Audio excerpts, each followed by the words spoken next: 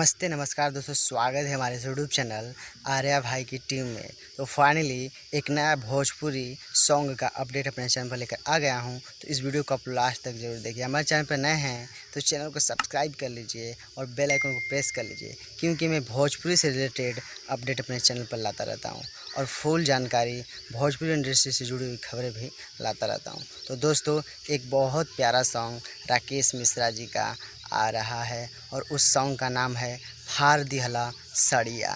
फार दिहला सड़िया, जैसे कि राजा तनी जाई ना बहरिया, उसी टॉपिक पर उसी से रिलेटेड वीडियो बहुत जल्द, वैसा ही रोमांस वीडियो, बहुत अच्छा प्यारा सॉन्ग आ रहा है फार दिहला सड़िया। तो यह सॉन्ग वेव म्यूज़िक कंपनी से आएगा और मैं आप लोगों को रिलीजिंग टाइम बता देता हूँ। तो दोस्तों, इसका रिलीज डेट है 10 तारीख को सुबह में 6:30 पर वेव म्यूज़िक कंपनी से आएगा।